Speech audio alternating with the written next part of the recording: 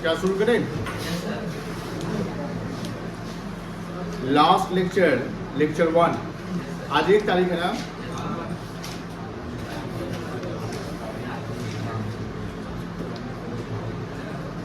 जून 25 को बातें नहीं करना। 30 जून 25 को एक लेक्चर 1 चला है डिसोल्यूशन ऑफ फॉर्म का, जिसमें बेसिक कॉन्सेप्ट चले गए थे कि डिसोल्यूशन का कारण क्या होता है, डिसोल्यूशन का मतलब क्या होता है और डिसोल्यूशन से क्या क्या अकाउंट्स ओपन किए जाते हैं। तो हमने बताया कि डिसोल्यूशन में कुछ अकाउंट्स ओपन होते हैं, जिसमें एक रियलाइजेशन अकाउंट है, पार्टनर्स लोन अकाउंट अगर होगा तो, पार्टनर्स करेंट अकाउंट अगर होगा तो, पार्टनर्स कैपिटल अकाउंट और कैश या बैंक। हम लोगों ने रिलेशन को समझा और रिलेशन को कंप्लीट अभी समझा नहीं है, कुछ अभी और इसमें समझने बाकी है। तो रिलेशन अकाउंट जो है वो डिफरेंट है रीवैल्यूएशन अकाउंट से, दोनों में अंतर है। जब भी आप फर्म का रिकॉन्सिलिएशन समझते हैं तो वहाँ रीवैल्यूएशन अकाउंट ओपन किया जाता है, जहाँ रीवैल्यूएशन का मतलब होता है कि एसेट्स और लायबिलिटी का रीवैल्यूएशन और रीअसेसमेंट करना है, जिसमें एसेट्स को बेचा नहीं जाएगा क्योंकि फर्म चलती रहेगी। लेकिन जब फर्म को बंद करने की बात आती है तो वहाँ पर हम लोग खोलते हैं रियलाइजेशन अकाउंट। क्या बोलते हैं बेटा? रियलाइजेशन अकाउंट, जहाँ रिलेशन का मतलब कि सेल ऑफ एसेट्स, एसेट को सेल करो और लायबिलिटीज का पे आउट करो। जब सेल ऑफ एसेट्स यानी एसेट्स को सेल आउट करना है तो सबसे पहले एसेट को सेल करने से पहले जो भी एसेट्स है एक्सेप्ट कैश एंड बैंक और फिक्टिशियस एसेट्स, उसके अलावा जो नॉन करेंट एसेट्स और करेंट एसेट्स है उसको बुक वैल्यू बोले तो बैलेंस शीट में जो वैल्यू दिख रहा है उसको सबसे पहले ट्रांसफर करेंगे। ट्रांसफर करने का मतलब समझाया था कि अगर डेबिट को ट्रांसफर करना है तो क्रेडिट करो और क्रेडिट को ट्रांसफर करना है तो डेबिट करो। तो बैलेंस शीट में जो एसेट है वो डेबिट बैलेंस है तो उसको क्रेडिट करना पड़ेगा ट्रांसफर के लिए। अब हम अकाउंटिंग सीख रहे हैं तो अकाउंटिंग का मतलब है कि एक कॉन्सेप्ट बेस है जिसका नाम है double entry system. Double entry system कहता है कि अगर क्रेडिट हो रहा है तो कुछ ना कुछ तो डेबिट होना है ना। तो एसेट्स को ट्रांसफर करने के लिए एसेट्स को हमने क्रेडिट कर दिया। क्या कर दिया? क्रेडिट कर दिया। तो डेबिट किसको करना है? जहां ट्रांसफर कर रहे हैं वो है रियलाइजेशन अकाउंट। जैसे रियलाइजेशन अकाउंट में हम एसेट्स को ट्रांसफर करते हैं, एसेट्स का जो बैलेंस यानी साइड है डेबिट और क्रेडिट का वो जीरो हो चुका है और सारा कुछ चला गया आपके रिलेशन अकाउंट में, जिसका जर्नल करते हैं realisation account debit to sundry assets account. उसी प्रकार अब ये ध्यान रखना है कि जो फिक्टिशियस एसेट में गुडविल को हम फिक्टिशियस नहीं बोलते हैं, गुडविल इनटेंजिबल होते हैं। तो जितने भी इनटेंजिबल है like goodwill, patent, copyright, brand, trademark, logo, know how, ये सारे गुडविल, ये सारे इनटेंजिबल एसेट भी रिलेशन में सेम एज एसेट की तरह ट्रांसफर कर दिए जाएंगे। उसके बाद हम लायबिलिटी की बात करते हैं तो लायबिलिटी में देखना है कि जो एक्सटर्नल लायबिलिटी है, जैसे मैंने बोला कि एक्सटर्नल लायबिलिटी कितने हैं तो आप लोगों ने बताया कि सर करेंट है और एक नॉन करेंट है। तो जो लायबिलिटी का हम पेमेंट पहले करेंगे, जो एक्सटर्नल लायबिलिटी है उसको भी हम पहले पे आउट करने के लिए उसको भी हम ट्रांसफर करेंगे और उसको भी ट्रांसफर कहाँ करेंगे? रियलाइजेशन अकाउंट में। तो आप जानते हैं कि लायबिलिटी का बैलेंस क्या होता है? क्रेडिट होता है। क्या होता है बेटा? क्रेडिट होता है। तो क्रेडिट को ट्रांसफर करने के लिए हमको डेबिट करना पड़ेगा। तो लायबिलिटी जो जाएगा डेबिट और रिलेशन क्या हो जाएगा बेटा? क्रेडिट। जिसकी एंट्री होगी sundry liability account debit to realisation. जब एसेट्स और लायबिलिटी को हमने ट्रांसफर कर दिया उसके बाद उसको हम सेल करने का काम करेंगे। सबसे पहले एसेट्स को सेल करेंगे क्योंकि पैसा हमको चुकाना है लायबिलिटी वाले का। तो लायबिलिटी को वाले को पैसा देने के लिए मेरे पास पैसा होना चाहिए और पैसा कहाँ से आएगा? एसेट्स को बेच कर। तो after transferring the book value of assets will be realise और पार्टनर में टेक ओवर, यानी या तो एसेट को बेच दोगे या एसेट्स को पार्टनर जो है ले जाएगा।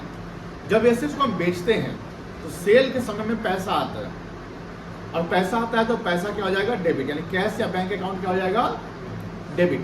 लेकिन ध्यान रखिएगा एसेट्स को क्रेडिट नहीं करना है क्योंकि ऑलरेडी एसेट्स ट्रांसफर हो चुका है एक जगह पे। कहाँ पर ट्रांसफर हो गया है? तो हम क्रेडिट जो करेंगे वो रियलाइजेशन करेंगे। यानी जब एसेट्स को आप बेच रहे हो ना तो एंट्री हो जाएगा कैश या bank account debit to realisation. ये इंपॉर्टेंट, ये ध्यान रखना है। लेकिन अगर मान लो एसेट्स पार्टनर टेक ओवर कर रहा है तो बैंक की जगह पर क्या जाएगा? Partners capital account to realisation. हमने यहाँ पर कुछ और भी हिंट्स दिया था कि अगर किसी लाइबिलिटीज का सेटलमेंट एसेट के साथ करते हो तो उसकी कोई एंट्री नहीं करनी होगी।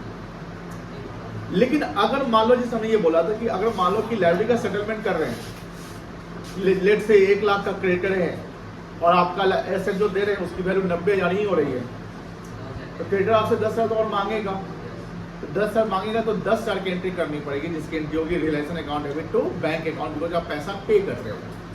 और सपोज कि लायबिलिटी आपका 1 लाख का है लेकिन आपका एसेट्स है 1,30,000 रुपए का, तो वहां पर क्रेडिटर आपको 30,000 चुकाएगा, तो पैसा आपको मिल रहा है, तो वहां पर एंट्री हो जाएगा bank account debit to realisation.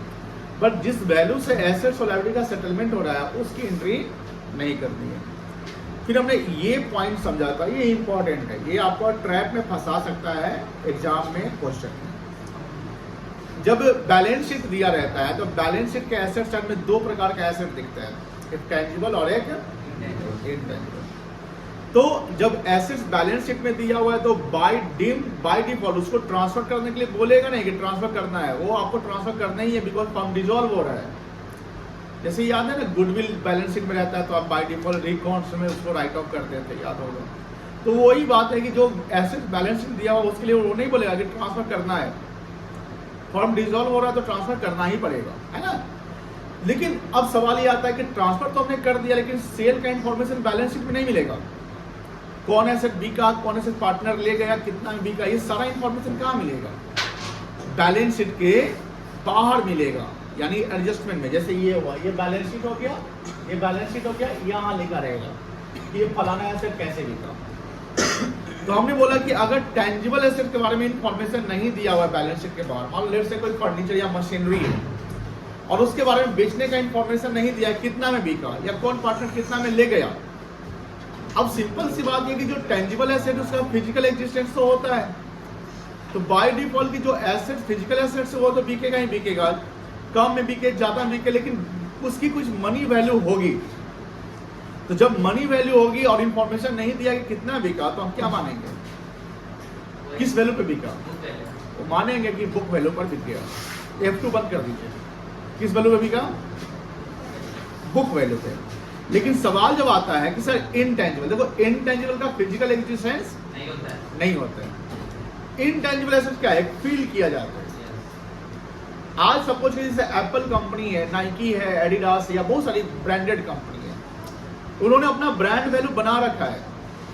लेकिन मान लो कि एक समय ऐसा आता है, 1 साल के भीतर एप्पल कंपनी बहुत ही खराब बिजनेस या खराब काम करती है, मतलब उसकी क्वालिटी ऑफ जो फोन है, लैपटॉप है, आईपैड है, जो भी है सब खराब है। मुझे बताइए उसकी ब्रांड वैल्यू बहुत ज्यादा खराब हो, गिर जाएगी, गिर जाएगी, उसकी वैल्यूएशन गिर जाएगी ना। लेकिन मान लो कि कोई सामान है, आपने कोई मशीनरी खरीदा और आपके बिजनेस का परफॉर्मेंस एकदम खराब है, तो क्या मशीन की वैल्यू एकदम नेग्लिजिबल हो जाएगा क्या? नहीं हो सकता है। मशीन है, उसका डेप्रिसिएशन लगा दो, कुछ ना कुछ तो वैल्यू मिल जाएगा। तो यही होता है कि जो इनटेंजिबल एसेट, जिसको आप बोलते हैं कि जब इनटेंजिबल एसेट का इंफॉर्मेशन बैलेंस शीट के बाहर है, नहीं दिया है कितना में बिका या कितना में कौन उसका वैल्यूएशन किया गया, तो हम ये मान लेंगे कि उसकी वैल्यू 0 है, क्योंकि उसकी कोई फिजिकल एग्जिस्टेंस नहीं है। एक समय में था, एक समय में नहीं है। आज तो बिजनेस इन्वायरमेंट डायनेमिक है। बिजनेस इन्वायरमेंट डायनेमिक का मतलब देखते होंगे कि कभी कभी एक जो रॉन्ग इन्फॉर्मेशन किसी कंपनी का मिलता है, उस कंपनी का बिलियंस ऑफ डॉलर गिर जाता है शेयर प्राइस। आप सुने होंगे कि जैसे चाइनीज एक कंपनी थी AI, डीपसीक आई थी, तो उस समय जो एनवीडिया कंपनी है उसके बिलियंस ऑफ डॉलर के वैल्यू 2-3 दिन में गिर गए। अब इतना तो इंडिया की बड़ी बड़ी कंपनी का नेटवर्थ होता है, जितना उसका एक दिन में शेयर प्राइस गिर गया। आप देखते हो किसी का अगर पॉजिटिव इंफॉर्मेशन है तो बिलियंस ऑफ डॉलर एक दिन में ही बढ़ जाता है। तो ये सब नोशनल है, ये फिजिकल इसका कोई एग्जिस्टेंस नहीं है। आपके सोच, आपके फीलिंग्स और आपके एक्सपीरियंस से जिसका वैल्यू बढ़ जाए वो इंटेंजिबल है। समाज में किसी को आप बहुत ज्यादा रिस्पेक्ट करते हैं, किसी को रिस्पेक्ट नहीं करते, या जो रिस्पेक्टफुल है वो एक दिन ऐसा कोई काम करता है उसका बैठ नहीं जाता, सब उससे कन्नी कट लेता है। ऐसा होता है कि नहीं होता है? यही बात इंटेंजिबल की है। तो जब इनटेंजिबल का इंफॉर्मेशन नहीं दिया रहे तो हम क्या मानेंगे, वो नहीं बिका, कोई दिक्कत नहीं। अब यहां पर हम लोग आगे बढ़ते हैं, लेक्चर 2 पे आते हैं। आज कौन कितना तारीख है? आज है 1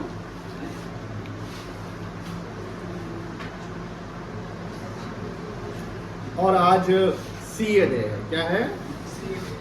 सीए डे।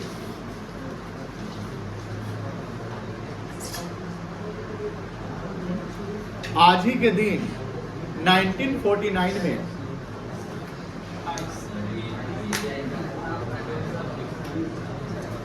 ICAI का गठन हुआ था। जनरली बहुत सारी चीज 1 जुलाई को आता है, क्योंकि ये फाइनेंशियल ईयर का सेकेंड क्वार्टर का पहला दिन है। मतलब आज से सेकेंड क्वार्टर शुरू हो चुका है। अप्रैल मई जून खत्म। अब अप्रैल मई जून खत्म हुआ तो जो कंपनी बड़ी लिस्टेड कंपनीज होती है वो अपना फाइनेंशियल स्टेटमेंट क्वार्टरली बनाती है।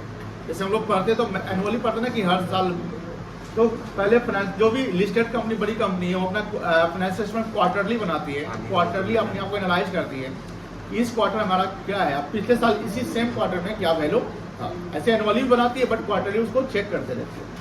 तो 1 जुलाई 1949 को ICAI का गठन हुआ। ये पार्लियामेंट से है क्योंकि इसका एक एक्ट है, CA एक्ट 1949। 1 जुलाई को GST भी आया था, याद होगा आप लोगों को। 1 जुलाई 2017 को GST एक्ट आया था, 1 जुलाई 2017 को। चलिए अब बात आती है रिलेशन पे। हम लोग कितने कौन से पॉइंट लिखे हैं? पॉइंट लिखे हैं कि नहीं?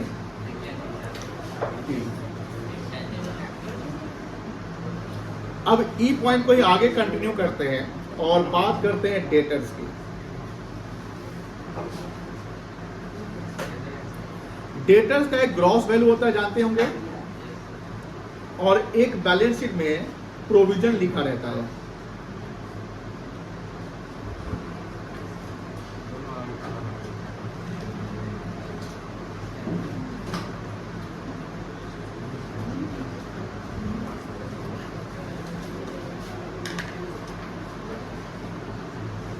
यहां देखोगे, यहां देखिए, ये क्या है आपका? ये ग्रॉस वैल्यू है। ऐसे करना, पीछे जाके बैठ जाओ। और यहां जो है ये कौन सा वैल्यू है आपका? नेट वैल्यू है। इसका जो बैलेंस है वो क्या है? लेकिन जो प्रोविजन फॉर बैड डेट, इसका बैलेंस क्या है? क्रेडिट है। और नेट वैल्यू का बैलेंस क्या है आपका? डेबिट है। अब सवाल ये है कि जो प्रोविजन फॉर बैड डेट्स है, क्या ये बैड डेट है कि डाउटफुल है? क्या जब हम फॉर्म बंद करेंगे, सेंसिटिवली बताइएगा, जब हम फॉर्म बंद करेंगे तो क्या ये डाउटफुल वाले से पैसा मांगने जाएंगे? बोलिए हाँ या ना। किसी जो नेट वाला है उसी से मांगेंगे।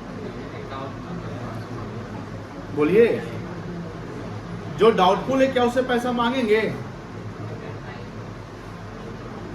यस, पैसा मांगना होगा। फॉर्म जब आप बंद कर रहे हो तो जो डाउटफुल है उससे भी मांगोगे।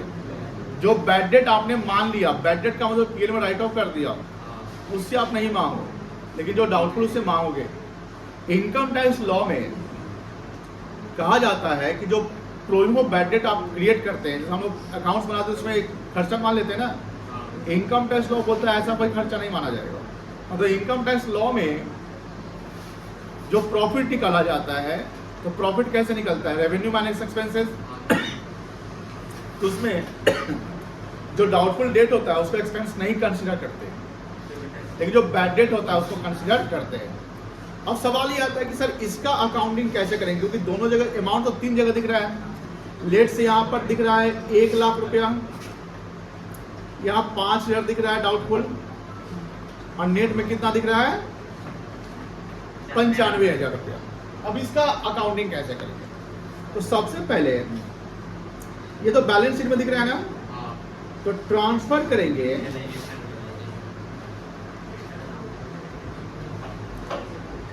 Gross value of debtor to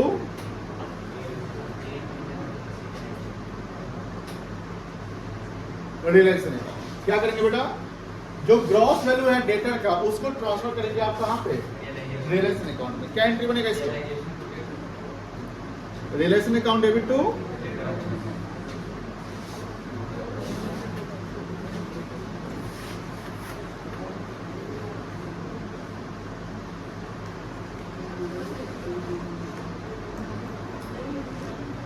कितना से करेंगे? 1 लाख से। नरेशन छोड़ते हैं, नरेशन तो आप लोग जानते होंगे। अब बात यह रही है कि जो प्रोविजन है ना, इसको भी क्या करना पड़ेगा? ट्रांसफर करना पड़ेगा। Transfer provision for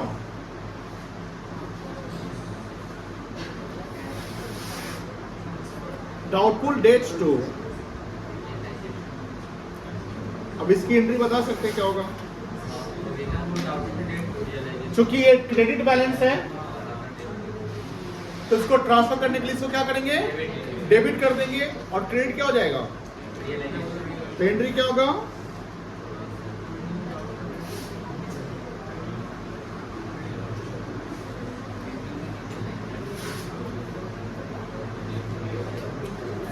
provision for doubtful dates account debit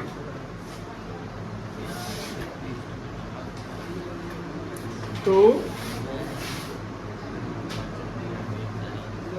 कोई दिक्कत है इसमें? नहीं है। इसमें कितना रुपया आएगा बेटा? 5,000। समझ गए? कोई दिक्कत नहीं है। तो ये हो गया आपके एसेट्स का कहानी। अब सवाल है, हमने लाइब्रेरी को भी तो ट्रांसफर कर रखा था, बोलो। सॉरी, ये F पॉइंट होगा ना।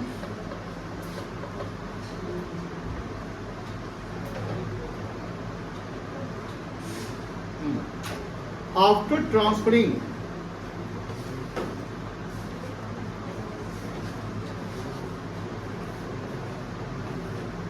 external liabilities,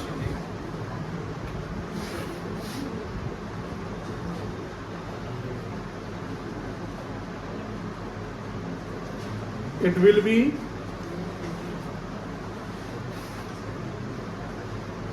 paid off। जब लाइब्रेरी का ट्रांसफर कर दिए हैं तो उसको क्या करोगे आप? पेड करोगे। और सपोज कि हम पेमेंट कर रहे हैं तो पैसा जा रहा है ना। एसेट्स को जब हम बेचते हैं तो क्या एंट्री होता है? Bank to realisation. तो लाइब्रेरी को पेमेंट करेंगे तो क्या एंट्री बनेगा? Realisation account debit to bank या cash account.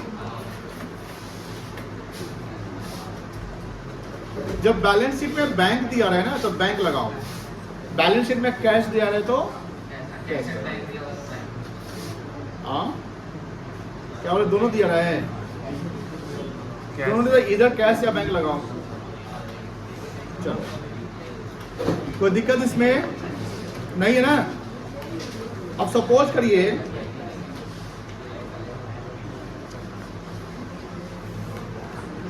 Paid by partner लिखा हुआ है। लाइब्रेरी का पेमेंट किसने किया? पार्टनर ने पेड कर दिया। अब मुझे बताओ, पैसा फर्म से जा रहा है? नहीं जा रहा है। हम जो अकाउंटिंग करें किसके बुक में कर रहे हैं? फोन नहीं चलाइए, फोन नहीं चलाइए। हम जो अकाउंटिंग करें किसके बुक में कर रहे हैं? फर्म के बुक में कर रहे हैं। और लाइब्रेरी का पेमेंट तो फर्म को करना था ना। लाइब्रेरी का पेमेंट किसको करना है? लेकिन वो कर किसको रहा है? कर कौन रहा है? पार्टनर कर रहा है। और पार्टनर कर रहा है किसके बिहाफ में? On behalf of. आप बताइए, फर्म क्या पैसा चुकाएगी? किसको देगी फर्म पैसा? पार्टनर को। तो पार्टनर ने फर्म के बिहाफ में पेमेंट किया। बट यहां पर जो एंट्री करेगा तो पार्टनर एक कैपिटल क्रिएट कर देगा, क्योंकि आपने पार्टनर ने पैसा चुकाया है। तो यहाँ रिलेशन तो कैश जो लिख रहे हैं हम, तो फर्म पेमेंट कर रहा है, तो बट यहाँ पेमेंट कौन कर रहा है? तो क्या एंट्री होगा?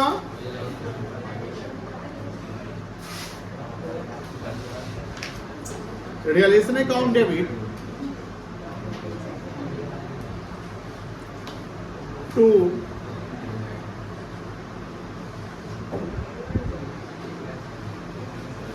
Partners capital account. कोई दिक्कत है इसमें? कोई दिक्कत?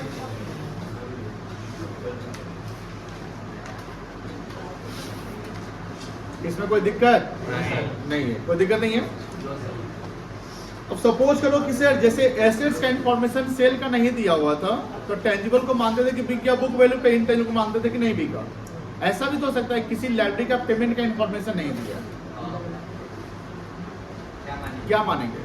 नहीं दिए कैश नहीं, लायबिलिटी का ना नहीं दी। लाइब्रेरी आपके कंट्रोल में है, नहीं आप अगर नहीं देंगे तो काम चल जाएगा, नहीं। नहीं चलेगा। आप आपके अगेंस्ट लीगल एक्शन लिया जा सकता है ना। If the information regarding payment of liability is not given, then it is deemed to assume that the liability has been paid at its book value, कोई डिस्काउंट वगैरह नहीं, ठीक है। If the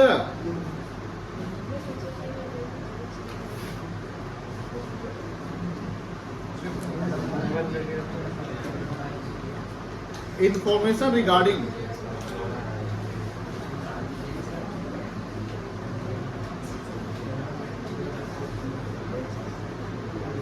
payment of liabilities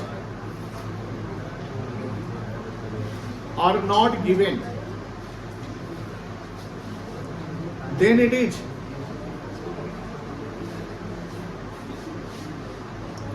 deemed to assume that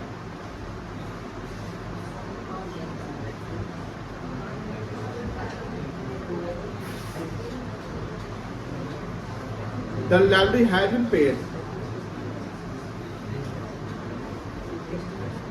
at its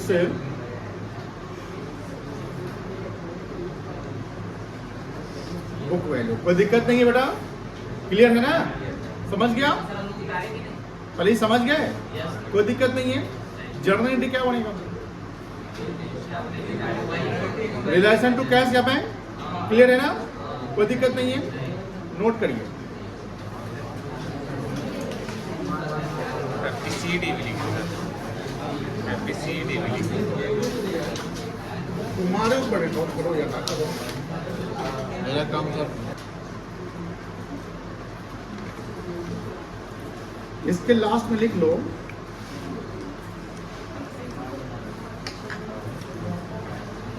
ये बचा होगा ना,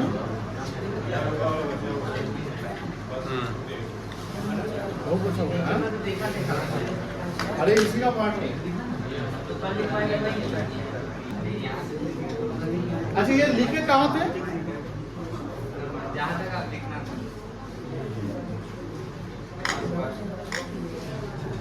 यही था ना, हाँ यही था ना, हाँ कॉपी हो गया रास्ते। हटा दीजिए सर, कट मार दीजिए।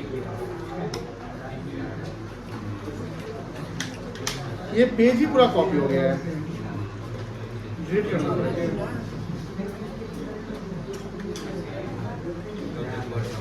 ठीक है, चेक कर लो पहले, ये ठीक है?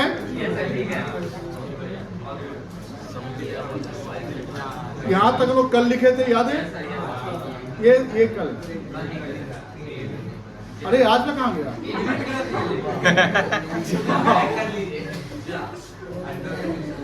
अरे अंडो नहीं होता है सर यहाँ पे।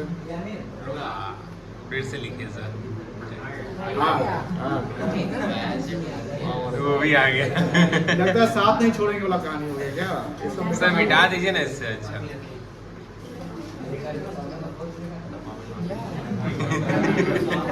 कॉपी हो गया सर उसके ऊपर लिख दीजिए कि इसको नहीं लिखना है, काम खत्म। क्रॉस कर दीजिए ना। हाँ, कट मार दीजिए। रेड से रेड कलर से। चलो रेड ब्लैक आगे डेंजर लिख दीजिए।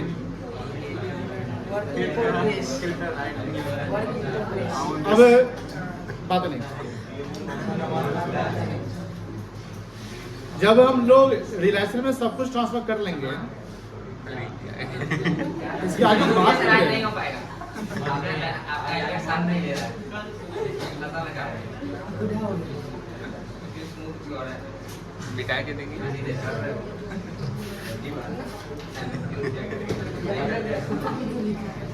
करना है एट द एंड, जैसा कि हमने बोला, सुनो प्लीज, अब मजाक नहीं। जैसा कि हमने बोला कि एसेट्स को और लाइब्रेरी को रिलायंस में पहले ट्रांसफर कर दो, ट्रांसफर करने के बाद एसेट्स को बेच दो, बेचने के बाद उसका लाइब्रेरी का पेमेंट कर दो, सब कर लो। अब बात ये कि रियलाइजेशन नॉमिनल अकाउंट है, और नॉमिनल का कॉन्सेप्ट होता है, कोई भी नॉमिनल अकाउंट होता है तो उसको ना एंड में क्लोज करते हैं, और क्लोज करके एंड रिजल्ट लाते हैं। जैसे एसेट्स को क्लोज करके उसका सीडी आता है, पर्सनल अकाउंट क्लोज करके सीडीबीडी आता है ना, जैसे रियल या पर्सनल हो गया। लेकिन नॉमिनल अकाउंट को क्लोज करके सीडीबीडी नहीं होता है, क्या आता है? प्रॉफिट या लॉस आता है। तो यहाँ भी प्रॉफिट और लॉस जैसे रिवैल्यूएशन में आता था वैसे आएगा। तो सिंपल है कि क्रेडिट साइड ज्यादा है तो प्रॉफिट हो गया, और डेबिट साइड ज्यादा है तो। अब सवाल ये है कि ये प्रॉफिट लॉस किसका होगा? तो जो इसका मालिक है, मालिक कौन है? पार्टनर्स। अब सिंपल सवाल सा एकदम है कि अगर सपोज कि रियलाइजेशन प्रॉफिट आता है तो क्या एंट्री बनना चाहिए? पार्टनर्स क्रेडिट हो जाएगा ना, रियलाइजेशन क्या जाएगा? डेबिट। वहां भी रियलाइजेशन होता था, यहाँ क्या जाएगा? एंट्री हो जाएगा realisation account debit to partners capital, और वही लॉस हो जाएगा। तो देखो after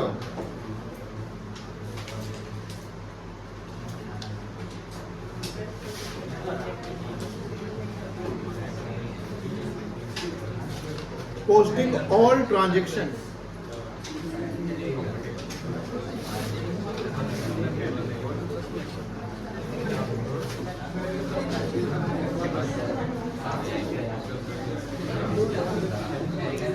into realization account,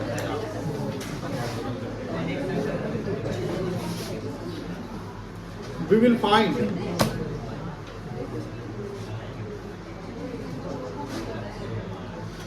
end result by way of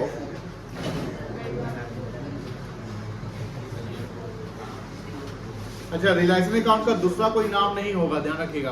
revaluation का दूसरा नाम होता है ना, क्या होता है? रियल एडजस्टमेंट है ना, लेकिन यहाँ पर रियलाइजेशन होगा। रियलाइजेशन प्रॉफिट और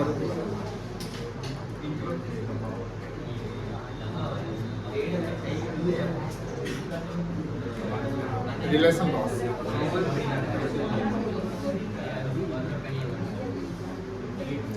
Whatever the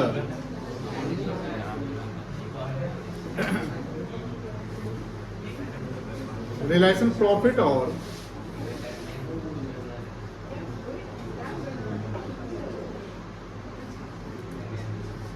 realization loss, it will be transferred to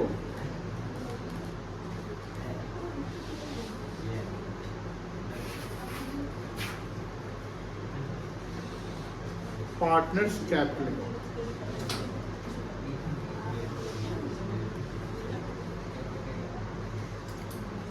When realization profit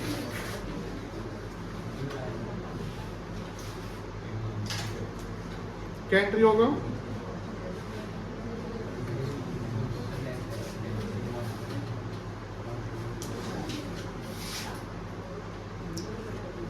realisation account debit,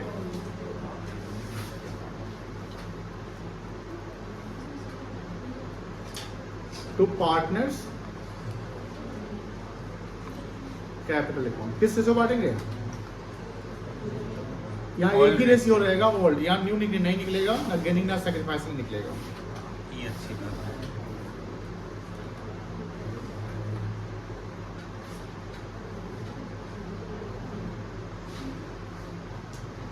When realization loss,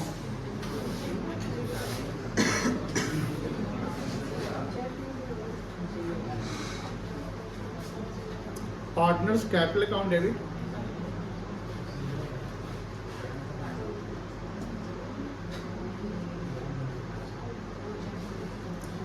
to realization account।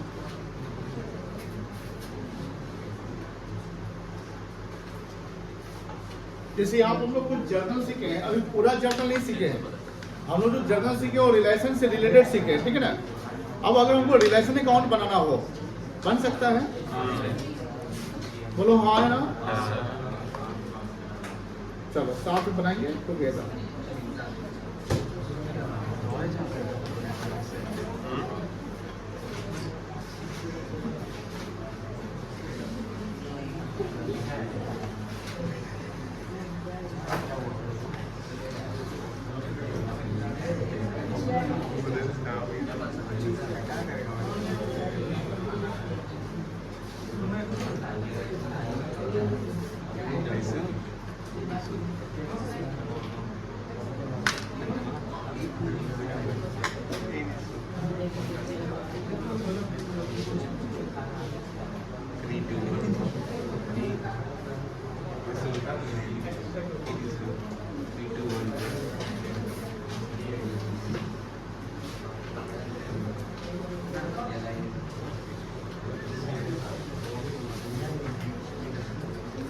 होता स्केल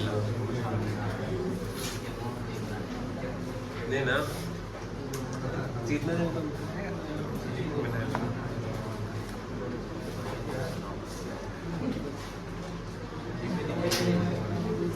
लेफ्ट साइड में डेबिट, राइट साइड में या लिखेंगे पार्टिकुलर।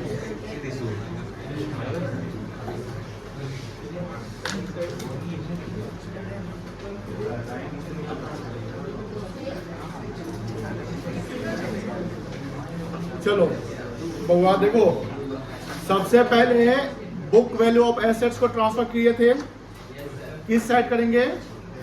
कॉन्सेप्ट में जाओ, कल के कॉन्सेप्ट में डेबिट साइड ना, to sundry assets account.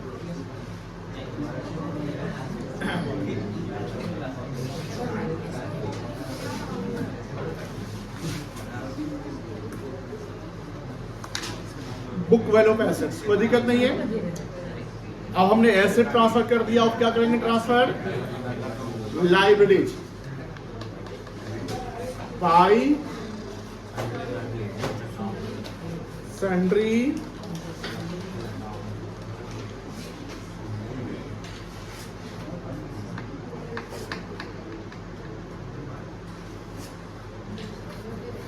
Book value. याद है प्रोविजन को भी ट्रांसफर करते हैं, प्रोविजन फॉर डाउटफुल डेट को किस साइड डालेंगे? कॉन्सेप्ट में जाइए, बताइए क्या एंट्री के अनुसार बताइए। डेबिट या क्रेडिट कौन है? आप क्या बना रहे हैं? एक कॉन्सेप्ट आप क्या बना रहे हैं? तो रिलायंस क्रेडिट के डेबिट प्ले चेक करो, क्रेडिट है तो रिलायंस क्रेडिट, तो रिलायंस क्रेडिट से जाएंगे। जो अकाउंट बना रहे हैं ना, उस अकाउंट का वो चेकर को वो क्रेडिट हो रहा है कि डेबिट हो रहा है। तो रिलेशन क्रेडिट हो रहा है तो क्रेडिट से जाएंगे। डेबिट तो उसका कॉरस्पॉन्डिंग अकाउंटिंग हो रहा है ना। जैसे यहाँ पर डेबिट ये हो रहा है, पता है आप लोग, ये डेबिट और क्रेडिट कौन हो रहा है? रिलायंस। और यहाँ एसेट क्रेडिट हो रहा है और डेबिट कौन हो रहा है? ये ध्यान रखना है, ठीक है ना, ये गलती नहीं करनी है।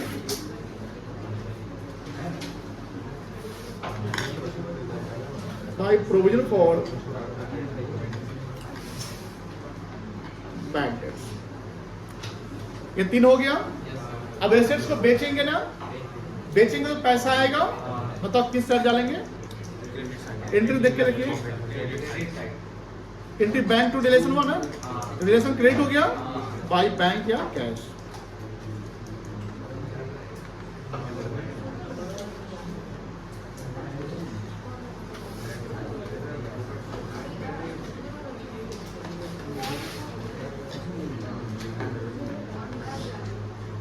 और अगर पार्टनर ले गया है तो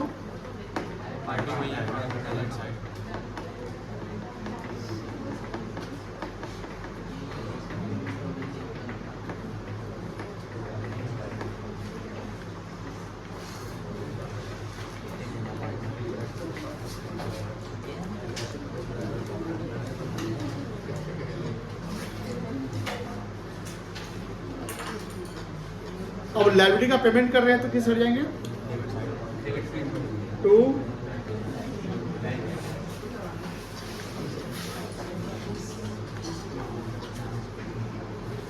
बैंक या कैश अकाउंट।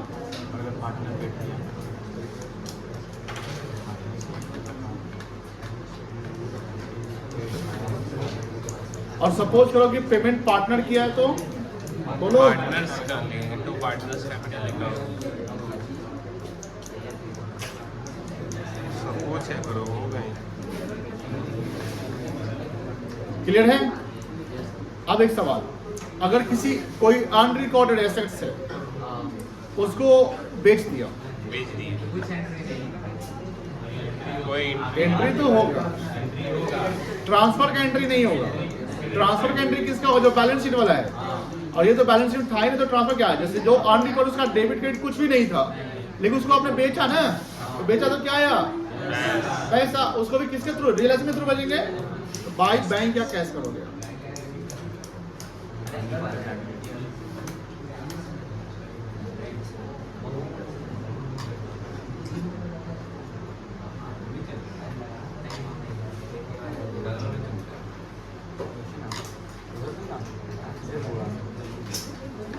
जा सकता आप लिखवाइए डर ना। नाम का चीजें नहीं हो। हाँ? डर क्या होता है बताना पड़ेगा।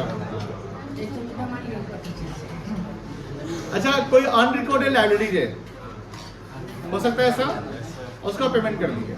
कहाँ जाएगा? Debit side.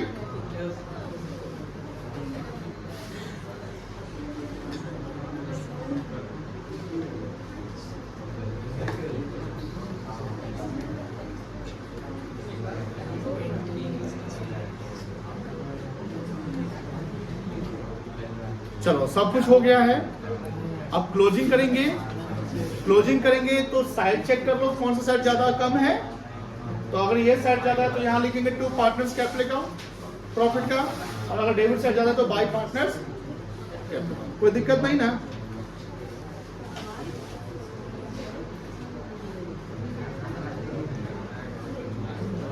अभी एक सवाल बनाएंगे छोटा सा, जल्दी जल्दी लिखो।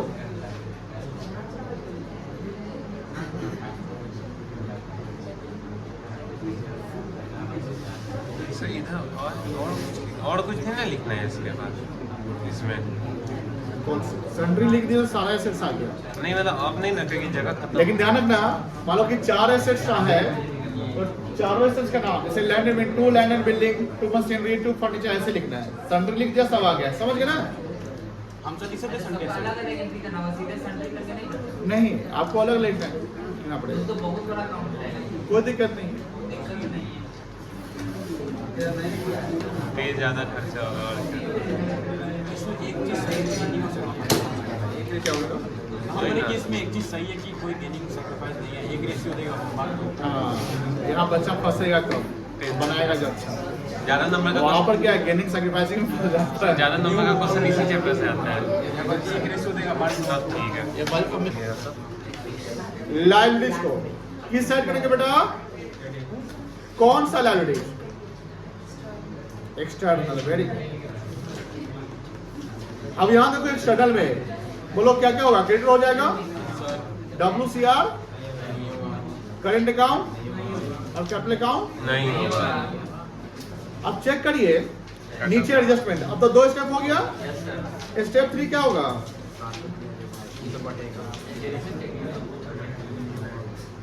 रियलाइज करेंगे किसको? बोलो, एसेट्स को। ये इंफॉर्मेशन कहाँ लिखाएगा? एडजस्टमेंट में ना। एडजस्टमेंट में, है कि नहीं है? और इसको कहाँ डालेंगे? क्रेडिट साइड डालेंगे बेटा, बोलो ना, हाँ ना? क्रेडिट साइड जाएगा सर। और? एसेट के साथ एडजस्टमेंट होगा ना, एसेट ए,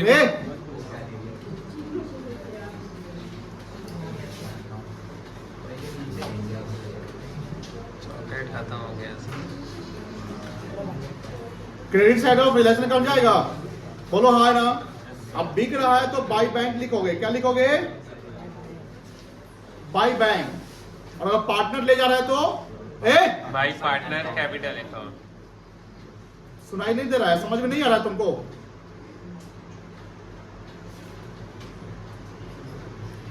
रियलाइज करेंगे तो क्या लिखेंगे? By bank. और पार्टनर ले जा रहा है तो by partners capital by account. Partners capital. जैसे यहाँ पर पहला पॉइंट में सूर्या ले जा रहा है तो बाय सूर्याज कैपिटल कर लेना है, ठीक है ना? फर्नीचर रियलाइज है तो बाय बैंक लिखोगे, कोई दिक्कत नहीं है। ये एक अनरिकॉर्डेड एसेट्स है, ये भी कौन से बता दिया कि अनरिकॉर्डेड एसेट। अगर कंप्यूटर है सोल्ड किया गया तो बाय बैंक लिखोगे। डेटा रियलाइज बाय बैंक लिखोगे। तो बाय बैंक 4 बार 3 बार लिखने की जरूरत नहीं है, बाय बैंक लिखेंगे। और जिस जिस एसेट को बेचकर पैसा आया सबको सम अप करके एक साथ लिख देंगे, कोई दिक्कत नहीं है। और यहाँ एक आउटस्टैंडिंग बिल फॉर रिपेयर है जो 19,000 का पेड है, ये अनरिकॉर्डेड लाइब्रेरी का पेमेंट है। तो उसको भी क्या करोगे? पेमेंट करोगे। तो स्टेप 4 में क्या करेंगे? आप पेमेंट करेंगे, पेमेंट ऑफ लाइब्रेरी।